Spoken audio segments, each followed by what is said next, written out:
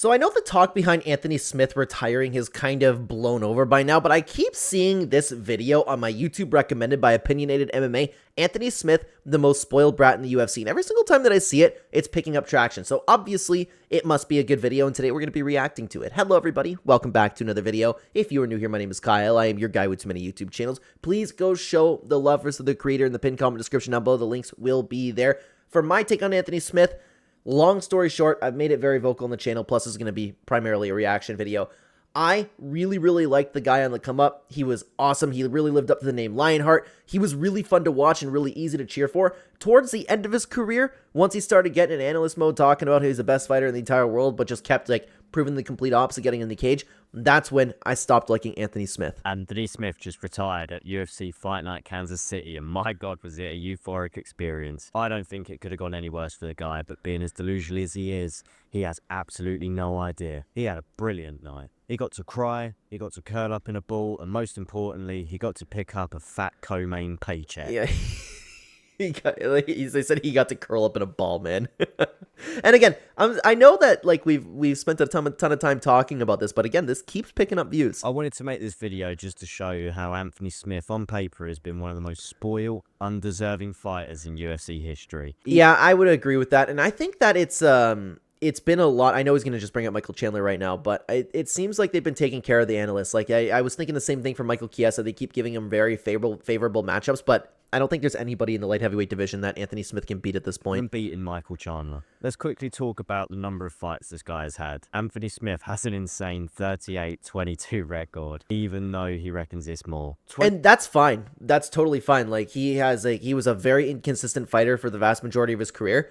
But years ago, when Anthony Smith was in his prime, the dude was always dangerous. He always showed up. He always had some fun performances. And yeah, did he win every fight? No, but I do believe that he belonged in the UFC. It's just like the tail end of his career that he kept losing. 25 of those have taken place in the UFC, and the thing that annoys me is the opportunity cost of this. Anthony Smith has had millions over his career, a generational wealth, fighting as often as he can, with only injuries stopping the man from earning a dollar. Yeah, and I know that he was under a good contract. I just don't know how much off the top of my head, but the dude's completely set for life, especially with the job that he has now. You can also look through his career and see how highly placed his fights are. This graphic from his first bout with Span in 2021 shows Smith had more main events than any other fighter from 2018. And prior to, him sucking, that was fine for him to have a main event. I would get excited for an Anthony Smith main event, but yeah, now it's just way too much. Since the John Jones loss in 2019, which was the peak of his career, he got main or co-main every single fight bar 2 up until 2024. To be honest with you, it kind of makes sense, especially with the type of cards that he's been on. Yeah, you could argue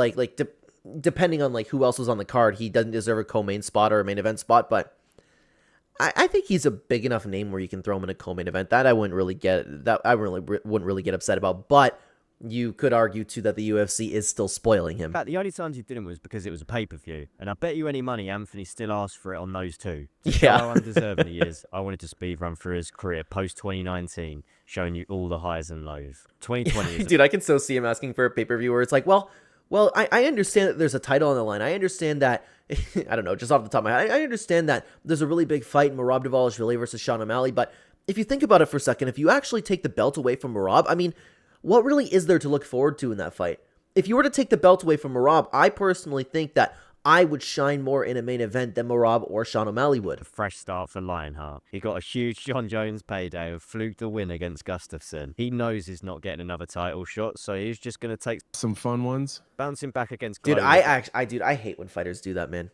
It's just, you just know that, they're all starting to do the Kevin Holland type thing, where it's like, oh, yeah, I can't make a run for the title anymore, so I'm just not that focused, I'm just not that focused. I'm just focused on making some money, and I'm focused on having fun in there. Part of it could be true for some guys, but it's just an excuse to not fight well. Did not go as hoped. Glover beat him up so bad he was literally handing his teeth to the ref mid-round. Oh, man. The analyst desk questioned whether his team should throw in the towel. Absolutely, they should have. Grace, though. Smith perfected a technique which would take him to new heights in the future. One of my favorite MMA memes of all time is the Anthony Smith curl up in a ball. Curling up in a ball. Make some adjustments? Fuck that. Lionheart makes moves. In August, he's back again for redemption against Rakic, and he loses his decision. The reason he made it, though, his new turtle shell technique. Snooze, you lose, and you know Lionheart ain't ending the year on a loss. Plus, Man, you know, you would think that you'd be embarrassed, like, circling back and watching yourself constantly curl up in a ball. I would curl up in a ball in the octagon for the amount of money that Anthony Smith gets. But you would think that, like, it would make you train so much harder. Anthony Smith showed up in those fights, and he's like, he wasn't even in shape anymore. you know he wants the paycheck. So he bounces back against Devin Clark, who gives him a round 1 submission. Lionheart is back, motherfucker. 2021 was the second golden era of Smith, and probably the last high of his career, on paper. The reality is, he managed to fluke a win against a young Jimmy Crute. Yeah, that one was, that one he a little bit lucked out with. But then Ryan Spann, I guess we all thought... I always knew Ryan Spann was an incredibly inconsistent fighter, but I didn't know he was that bad until Ryan Spann's most recent performance. His perennial nerve of a kick. Even with drop foot, Jimmy managed to secure a takedown and maintain top position for the rest of the round. He returned to his corner and Smith won by doctor stoppage. Who cares? A win's a win. After the fight, Smith even said, "I've always been a good kicker. I just haven't been setting it up enough." About a fluke kick. I don't remember him saying that, but I totally believe it. Following this, he gets the first round submission against Ryan Spann, which is actually pretty good for him at the time. Fair play. No, but again, we were all completely overrating Ryan Spann. Like, I'm not saying anybody, and myself included, was talking about Ryan Spann, like, being a good fighter. He was always inconsistent. I was just like, well, the dude has power. He can finish any fight, but man, is he bad. Gotta run. Give this man a title shot. 2022 rolls around and feed me to the lions, says Lionheart. Well, he calls out Rakic, who said he'd rather fight Jan Blachowicz instead. Who cares? His loss. Give me Ankalaev, Smith said. Anthony destroyed Ankalaev in the first 15 seconds. Just kidding. He gave up and curled up in a ball, giving Ankalaev a second. It's the classic Anthony Smith pose right there. It's one of my favorite MMA memes. We're going to make a tier list video soon, like ranking all the MMA memes, and this is definitely going to be high up. Around TKO. More importantly, Ankalaev broke his leg, stopping Smith from doing what he loves most, getting a main or co-main paycheck. Fighting. 2023. Now, he's had some time out after a loss. You'd think they'd give him a tune-up fight. Oh no. They decide to make him the backup fighter for the light heavyweight title, going on to miss weight. The guy who... Yeah, that's crazy. But, like, look at this. This is what I'm talking about. And it's difficult for me to, like, I know there's things that I need to work on myself, man. And I know it's a little bit, I know the place that I'm in, like, commenting on something like this. But you're a professional athlete. How could you not, like, how could you look at yourself constantly curling up in a ball and losing fights, and then you show up in worse shape the following fight? I will never understand that. If your job is a full-time fighter, you should be training every day. You should be working out every day. How could you show up like that? I truthfully do not understand it. There as a backup in case one of the fighters misses weight.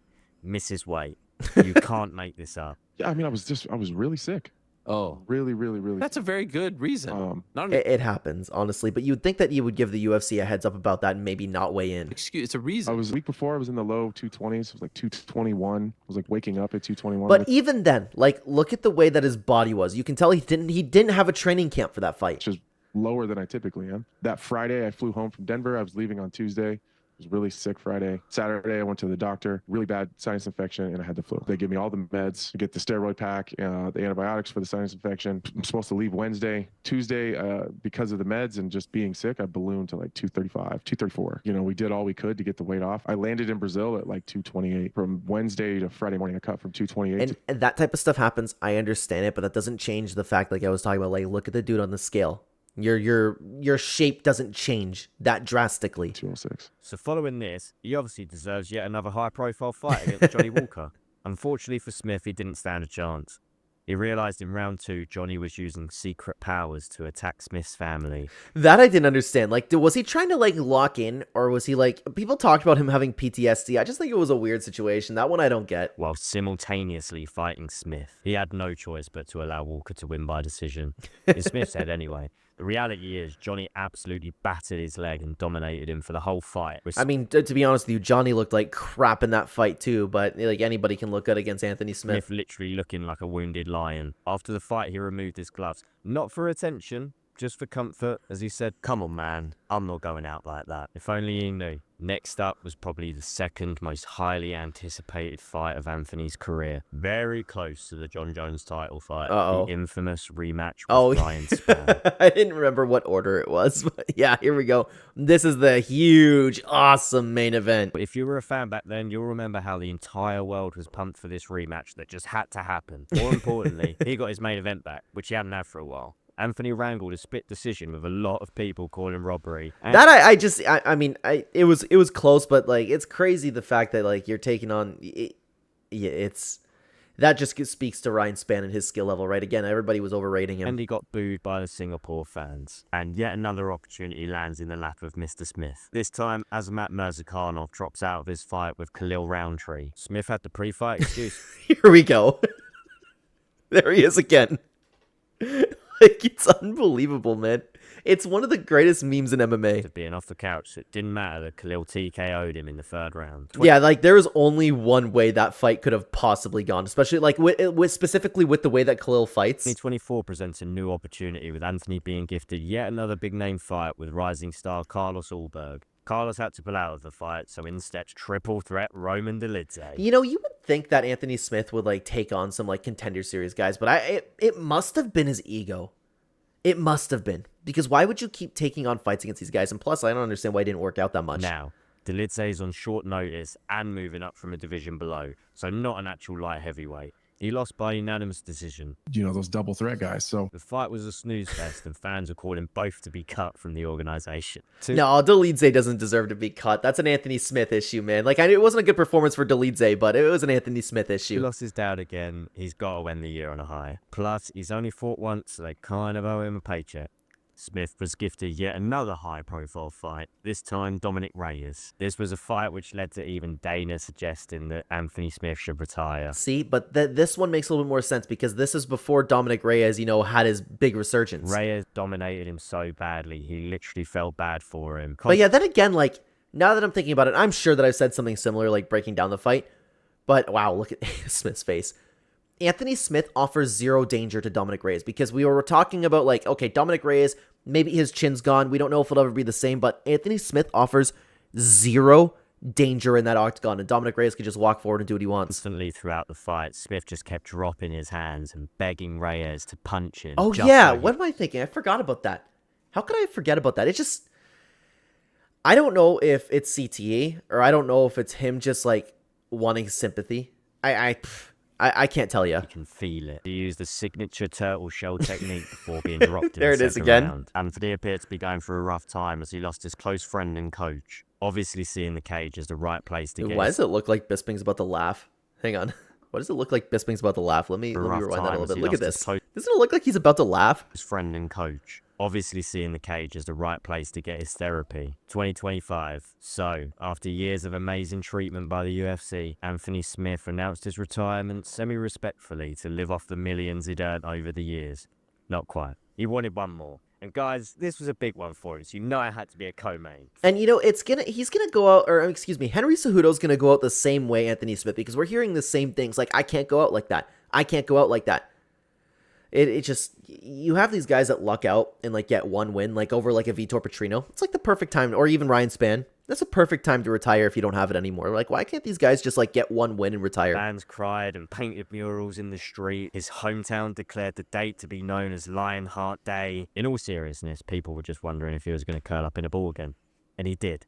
To give a quick breakdown, Yep. I'm just going to let MMA Guru's clip play out here. Oh, no, oh, yeah, I was about to say, this dude's gonna, I'm sure that I've seen this, man. I like watching the Guru, but I just knew the second he mentioned that this dude's gonna be laughing. Stop curling up on the feet. He's cut Ming Yang open. Or is that Smith that's cut open? It's probably Smith that's cut. It's actually Smith bleeding out the face. Dude, my dad and I watching this fight, we're having the exact same reaction. Dude, my dad hates Anthony Smith. Hates him. We were laughing so hard the entire time in his last performance against Ming Yang Zhang. He's getting in his eyes. Another low kick. He's quitting. He's quitting.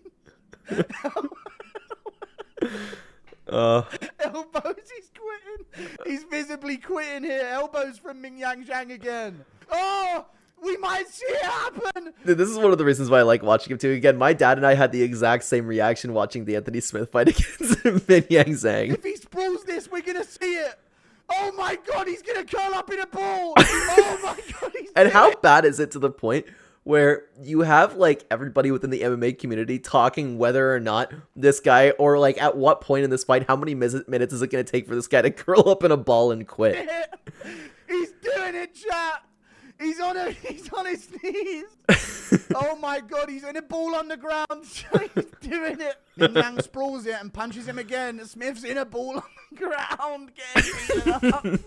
And like you can just picture it. It always looks the exact same as well. I don't remember the exact like picture of him curling up in this specific fight, but it's happened so many times and it's become such a meme where I can just picture the interaction. Elbows.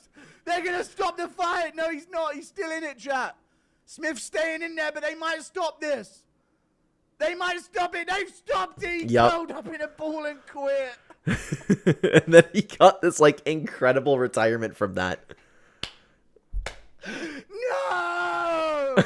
So, if you missed that, after just 2 minutes 20 seconds, Lionheart visibly gave up for no real reason other than getting beaten up. Well, yeah, I mean, there was a reason for it. He's no longer capable of performing at a professional level. Bravely performing the turtle shell defense up until Herzog called it off. But gracious in his embarrassing loss on his pre-announced retirement fight? Not quite. This has got... That I just didn't get to.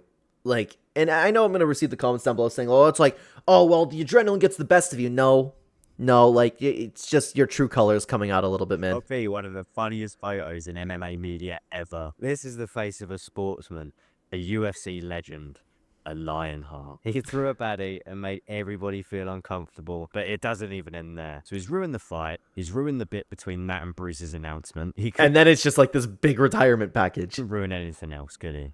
Wrong. In an emotional retirement speech, almost as long as his fight, he says, 5 years ago, that's a beatable guy. Oh, yeah, I forgot about that. How disrespectful. How did I forget about that? And then you wonder why this guy, like, loses fans. Why would you say that? How could you possibly say that to somebody who just beat the crap out of you? Like, the audacity of some people, man. I forgot about that. Time wins tonight. Probably deciding that he's done enough to ruin the night and his legacy, the UFC decide to throw on an emotional video cherry-picking moments from fights that make him look momentarily good. Something they didn't even bother doing for heavyweight legend Stipe. Yeah, I know. They like the disrespect, man. You have fighters like calling it quits and retiring, and then they create like this huge package for people like Anthony Smith, people like Carlos Esparza. You know what? At least for Anthony Smith, I understand. Like, he's close to the UFC, he works with them, he's an analyst, right? And honestly, I'm comfortable with him getting... Not that it matters of whether I'm comfortable with it or not, but you get my point. I just wish that they did that for everybody, like, knowing that these guys are leaving. Like, what's with the special treatment for Anthony Smith and Carlos Esparza, especially? Completely unable to read the room. Or wait, am I remembering that incorrectly? Was it Michelle Watterson? It was Michelle Watterson, wasn't it? Not Carlos Esparza. Apologies for that. Anthony had the greatest retirement night he could ever ask for. Although they could have given him the main event and not the co-main, for fuck's sake. This man has been having a field day in the UFC despite years of losing. I don't know whether him and John Jones have the same dirt on Dana, but he's had some of the best opportunities in the UFC. No, I just think it's them being close and taking care of their analysts. Like, Michael Chiesa is going through the same thing right now with the favorable matchups. And in return, he's basically shat all over them. For years, we've had to endure endless delusions and witness him literally cower his way out of fights. Yeah, but I don't have a problem with witnessing that. I found it hilarious. I loved the end of Anthony Smith's career, man. I love, like, look at how much fun that last fight was watching. How many minutes will it take for Anthony Smith to curl up in a ball? That's hilarious to me. I don't care that he gets a co-main event. All by a man who named himself Lionheart. He used to be Lionheart, man. He used to be, and he was a very different guy on the come up of his career, but unfortunately, I don't know if it was the damage that changed him, who knows, but regardless, if you want to continue talking about Anthony Smith, we did react to Anthony Smith delusional moments right here. I would love to have you over there. Thank you very much for watching, everybody. Take care, guys.